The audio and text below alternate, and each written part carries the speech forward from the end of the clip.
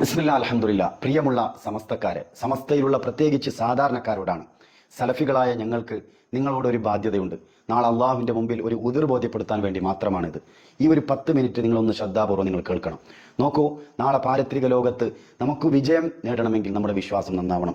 ഇന്ന് സമസ്ത എന്നുള്ള ഈ ഒരു പ്രസ്ഥാനം നിങ്ങളെ കൊണ്ടുപോകുന്നത് പച്ചയായ ശിർക്കിലേക്കാണ്. പറയുന്നതിൽ വേദനയുണ്ട്, പക്ഷെ പറയാതിരിക്കാൻ നിർവാഹമില്ല.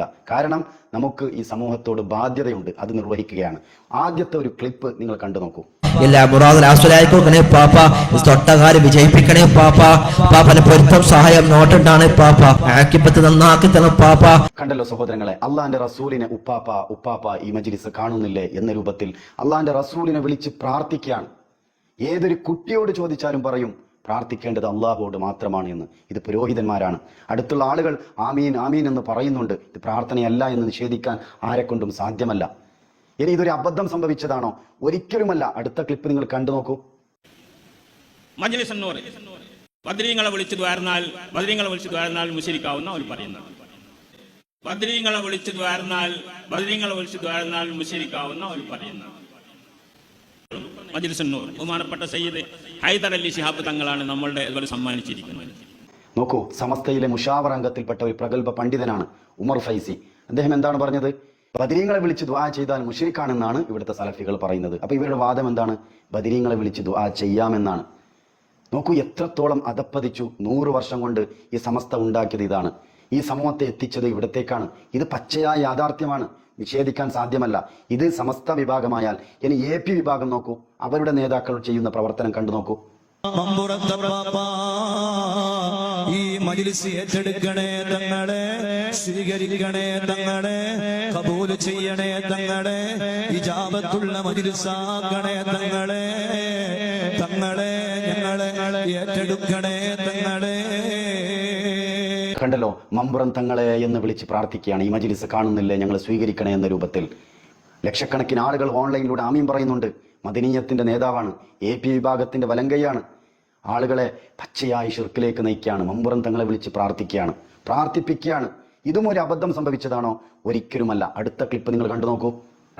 നോളജ് സിറ്റിയുടെ പ്രവർത്തന മേഖലയിൽ ഒരുപാട് തടസ്സങ്ങളുണ്ടായി, ഒരുപാട് പ്രതിബന്ധങ്ങളുണ്ടായി. അപ്പോഴൊക്കെ നമ്മൾ ബദരീങ്ങളെ വിളിച്ചുകൊണ്ട് പ്രാർത്ഥിച്ചു, ബദരീങ്ങളെ വിളിച്ചുകൊണ്ട് സഹായം തേടി. കണ്ടല്ലോ, നോളജ് സിറ്റിയുടെ പ്രവർത്തന മേഖലയിൽ ഒരുപാട് തടസ്സങ്ങളുണ്ടായി. അപ്പോഴൊക്കെ ഞങ്ങൾ ബദരീങ്ങളെ വിളിച്ച് പ്രാർത്ഥിച്ചു. പച്ചയായി അഭിമാനത്തോടെ പറയാണ്. ബദരീങ്ങൾ പോലും പ്രാർത്ഥിച്ചത് അള്ളാഹുവിനോടാണ്. അവർ പോരാടിയതും അതിനുവേണ്ടി തന്നെയാണ്. എന്നാൽ അതേ ബദരീങ്ങളെ വിളിച്ച് പ്രാർത്ഥിക്കുകയാണ്. നോക്കൂ, എത്രത്തോളം അധപ്പതിച്ചു സഹോദരങ്ങളെ. ഇനി നോക്കൂ, ഇനി ഇവരുടെ പ്രസ്ഥാനം ഇവർ എന്തിനാണ് ഉണ്ടാക്കിയത് എന്ന് ഇവർ തന്നെ പറയട്ടെ. കേട്ടു നോക്കൂ. നമുക്ക് ആലിമീങ്ങൾ പഠിപ്പിച്ചെന്ന ഈ ഒരു റൂട്ട്, ആ റൂട്ട് വിട്ട് കളിയില്ല മുഅ്മിനീങ്ങളെ. അതിനാണ് സുന്നത്ത് ജമാഅത്ത്. പ്രത്യേകിച്ച് കേരളത്തിൽ നമ്മുടെ പ്രസ്ഥാനം എന്തിനാ ഉണ്ടായത്? ഗൗസുൽ വിളിക്കണമെന്ന്, വിളിച്ചാൽ ഉത്തരം കിട്ടുമെന്ന്, വിളിക്കാൻ പറ്റുമെന്ന് ഗൗസുൽ ആലമിനെ യാ ഗൗസുൽ ആലം അശ്ശൈഖ് മുഹിയുദ്ദീൻ അബ്ദുൽ ഖാദിർ ജിലാനി എന്ന ആവേശത്തോടെ വിളിക്കുന്ന ഒരു വലിയൊരു സംഘത്തെ പടുത്തുയർത്താനല്ലേ എന്ന മുഅ്മിനീങ്ങള്.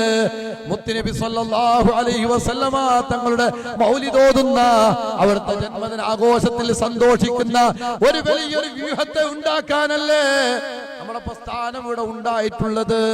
അൽഹംദുലില്ലാഹ്. കേട്ടല്ലോ, ഹൗസുൽ ആലമിനെ വിളിച്ചാൽ ഉത്തരം ചെയ്യുമെന്ന് പറയാൻ വേണ്ടിയാണ്, ഈ സമൂഹത്തെ പച്ചയായ ശിർക്ക് ചെയ്യിപ്പിക്കാൻ വേണ്ടിയാണ് ഇവർ ഈ പ്രസ്ഥാനത്തെ ഉണ്ടാക്കിയത്. ഇവർ തന്നെ പറയാണ്. നോക്കൂ, ഇസ്ലാമുമായി എത്രത്തോളം അകലുകയാണ് ഇവർ. ഇസ്ലാമിന്റെ അടിസ്ഥാന വിശ്വാസം പോലും ഇല്ലാതായി. അള്ളാഹു അല്ലാത്തവരെ വിളിച്ച് പ്രാർത്ഥിക്കാനും, മുമ്പൊക്കെ ഞങ്ങൾ പ്രാർത്ഥിക്കാറില്ല എന്നാണ് പറയാറുണ്ടായിരുന്നത്. അതൊക്കെ വിട്ട് പച്ചയായി പ്രാർത്ഥിക്കുകയാണ്. ആ പ്രാർത്ഥിച്ചു എന്ന അഭിമാനത്തോടെ ഇവർ പറയാണ് ഞങ്ങൾ ശിർക്ക് ചെയ്തു എന്ന രൂപത്തിൽ. നോക്കി, ഇനിയെങ്കിലും സാധാരണക്കാരെ നിങ്ങൾ ചിന്തിച്ചോളി. വിശുദ്ധ ഖുർആനിൽ സൂറത്തുൽ ജിന്നിൽ അല്ലാഹു സുബ്ഹാനഹു വ തആല പ്രവാചകരെ കൊണ്ട് പ്രഖ്യാപിക്കാൻ പറയാണല്ലോ, ഖുൽ ഇന്നമാ അദ്ഉ റബ്ബി വലാ ഉശ്രികു ബിഹി അഹദ. ഞാൻ എൻ്റെ റബ്ബിനോട് മാത്രമേ വിളിച്ച് ദുആ ചെയ്യുകയുള്ളൂ, അവനിൽ ഞാൻ ഒരാളെയും പങ്കു ചേർക്കുകയില്ല. അതുപോലെ സൂറത്തുൽ ജിന്നിൽ 18-ാമത്തെ ആയത്തും 20-ാമത്തെ ആയത്തും നിങ്ങളൊന്ന് മറിച്ച് നോക്കൂ. വഅന്നൽ മസാജിദ ലില്ലാഹ്, പള്ളി അല്ലാഹുവിനുള്ളതാകുന്നു. ഫലാ തദ്ഉ മഅ അല്ലാഹി അഹദ, അല്ലാഹുവിൻ്റെ പള്ളിയിൽ അല്ലാഹുവിനോടൊപ്പം മറ്റൊരാളോടും നിങ്ങൾ വിളിച്ച് പ്രാർത്ഥിക്കരുത്. നമ്മുടെ പള്ളികളിൽ കാണുന്നില്ലേ, അല്ലാഹുവിൻ്റെ റസൂലിനെ വിളിച്ച് ഖുതുബ് ബിയദി ഖല്ലത്ത് ഈലത്തി യദ്രിക്നി യാ റസൂലല്ലാഹ് എന്ന് വിളിച്ച് പച്ചയായി പ്രാർത്ഥിക്കുകയാണ്. അതുപോലെ മൗലൂദ് കിതാബിലുള്ള ഒരുപാട് വരികൾ നോക്കൂ. ഇർതഹബതു അലൽ ഖത്താ ഖൈറ അസ്രിൻ വഅദാതി ലാ കശ്കു ഫിഹി യാ സയ്യിദി ഖൈറൻ നബി. കുറ്റമെന്ന വാഹനമിൽ അറ്റമില്ലാതെ കുറ്റം ചെയ്തു നബിയെ എന്നും പറഞ്ഞ് അള്ളാഹിന്റെ റസൂലിനോടാണ് ആവലാതി ബോധ്യപ്പെടുത്തുന്നത്. ഇതൊക്കെ നോക്കൂ, പച്ചയായ ശിർക്കല്ല സഹോദരങ്ങളെ. ഇതിനെതിരായി വിശുദ്ധ ഖുർആനിൽ എത്ര താക്കീതാണുള്ളത്. സൂറത്തു നഹ്ൽ മറിച്ചു നോക്കൂ. സൂറത്തു നഹ്ലിൽ 20-ാമത്തെ ആയത്ത് തൊട്ട് 22-ാമത്തെ ആയത്ത് വരെ നിങ്ങളൊന്ന് വായിച്ചു നോക്കൂ. വല്ലദീന യദ്ഊന മിൻ ദൂനില്ലാഹി ലാ യഖ്ലുഖൂന ശൈഅൻ വഹും യഖ്ലഖൂൻ. അല്ലാഹുവിന് പുറമെ നിങ്ങൾ വിളിച്ച് പ്രാർത്ഥിക്കുന്ന ആളുകൾ അവർ ഒന്നിനെയും സൃഷ്ടിച്ചിട്ടില്ല, അവർ സൃഷ്ടിക്കപ്പെട്ടവരാണ്. അംവാത്തുൻ ഗൈറു അഹ്യാ, അവർ മരിച്ചവരാണ്, ജീവനുള്ളവരല്ല. വമാ യശ്ഉറൂന അയ്യാന യുബ്അസൂൻ, എപ്പോഴാണ് അവരെ ഉയർത്തെഴുന്നേൽപ്പിക്കുക അതുപോലും അവർക്കറിയില്ല. അത്രത്തോളം ദുർബലരാണ് എന്നാണ് അല്ലാഹു സുബ്ഹാനഹു വ തആല നമ്മെ അറിയിക്കുന്നത്. ഇനി സൂറത്തുൽ ഫാത്തിറിൽ 14-ാമത്തെ ആയത്ത് മറിച്ചു നോക്കൂ. ഇൻ തദഊഹും ലാ യസ്മഊ ദുആഅക്കും, നിങ്ങൾ അവരെ വിളിച്ച് പ്രാർത്ഥിച്ചാൽ, അല്ലാഹുവിന് പുറമെയുള്ള ആരായാലും ഏതൊരു പടപ്പാവട്ടെ, നിങ്ങൾ അവരെ വിളിച്ച് പ്രാർത്ഥിച്ചാൽ ലാ യസ്മഊ ദുആഅക്കും, നിങ്ങളുടെ ദുആ, നിങ്ങളുടെ പ്രാർത്ഥന അവർ കേൾക്കില്ല. സമീഉ ദുആ എന്ന് പറയാൻ അല്ലാഹു മാത്രമേ ഉള്ളൂ. പ്രാർത്ഥന കേൾക്കുന്നവൻ അല്ലാഹു മാത്രമാണ്. വലവു സമയു, ഇനി കേട്ടു എന്ന് സങ്കല്പിച്ചാലോ, മസ്തജാബൂലക്കും, നിങ്ങൾക്ക് അവർ ഉത്തരം ചെയ്യില്ല. വയൗമൽ ഖിയാമത്തി യക്ഫറൂന ബിശിർക്കിക്കും, അന്ത്യനാളിൽ പരലോകത്ത് നിങ്ങൾ ചെയ്ത ശിർക്കിനെ അവർ നിഷേധിക്കും. നിങ്ങൾ ചെയ്ത ശിർക്ക് എന്താണ്? ഇൻ തദ്ഊഹും, ആയത്തിന്റെ തുടക്കം നോക്കൂ, നിങ്ങൾ അവരെ വിളിച്ച് പ്രാർത്ഥിച്ചു എന്നുള്ളത്. അതാണ് പരലോകത്ത് അവർ നിഷേധിക്കുക. അതാണ് ഷിർക്കായി അല്ലാഹു സുബ്ഹാനഹു വ തആല ഇതേ ആയത്തിൽ നമ്മെ പഠിപ്പിക്കുന്നത്. വലാ യുനബ്ബിഉക മിസ്ലു ഖബീർ, ഈ കാര്യം ഇത്ര വ്യക്തമായി ഇത്ര സൂക്ഷ്മമായി അല്ലാഹുവാണ് നമുക്ക് അറിയിച്ചു തരുന്നത്. അത് നാം ഉൾക്കൊള്ളുക. അതുപോലെ തന്നെ സൂറത്തു സുമറിൽ 65-ാമത്തെ ആയത്ത് നോക്കൂ. എല്ലാ പ്രവാചകന്മാർക്കും അല്ലാഹു കൊടുക്കുന്ന താക്കീത്, വലഖദ് ഊഹിയ ഇലൈക വഇലൽ ലദീന മിൻ ഖബ്ലിക ലഇൻ അശ്റക്ത ലയഹ്ബതന്ന അമലുക വലതകൂനന്ന മിനൽ ഖാസിരീൻ. നബിയെ, താങ്കളെങ്ങാനും ശിർക്ക് ചെയ്തു പോയാൽ, അതായത് ആദ്യം അള്ളാഹു പറയാണ് താങ്കൾക്കും താങ്കളുടെ മുൻഗാമികൾക്കും മുൻകഴിഞ്ഞ പ്രവാചകന്മാർക്കും കൊടുത്ത താക്കീതാണിത്. എന്താണത്? താങ്കളെങ്ങാനും ശിർക്ക് ചെയ്തു പോയാൽ താങ്കളുടെ എല്ലാ അമലും പൊളിഞ്ഞു പോവുക തന്നെ ചെയ്യും, താങ്കൾ ഏറ്റവും വലിയ നഷ്ടക്കാരിൽ ഉൾപ്പെടുക തന്നെ ചെയ്യും നബിയെ. ഈ താക്കീത് നമുക്കുള്ളതാണ് സഹോദരങ്ങളെ. അതുകൊണ്ട് ശിർക്ക് ചെയ്തു പോയാൽ, അള്ളാഹു അല്ലാത്തവരോട് വിളിച്ച് പ്രാർത്ഥിച്ചാൽ, അള്ളാഹു അല്ലാത്തവരോട് സത്യം ചെയ്താൽ, അള്ളാഹുവിന് കൊടുക്കുന്ന ഇബാദത്ത് മറ്റുള്ളവർക്ക് കൊടുത്താൽ, അള്ളാഹുവിന് കൊടുക്കേണ്ട നേർച്ച അള്ളാഹു അല്ലാത്തവർക്ക് നൽകിയാൽ നാം കാലാകാലം നരകത്തിൽ കിടക്കേണ്ടി വരും. അത്തരത്തിലുള്ള ശിർക്കൻ പ്രവർത്തനങ്ങളിൽ നിന്നും വിശ്വാസങ്ങളിൽ നിന്നും പൂർണ്ണമായും മാറി നിൽക്കുക.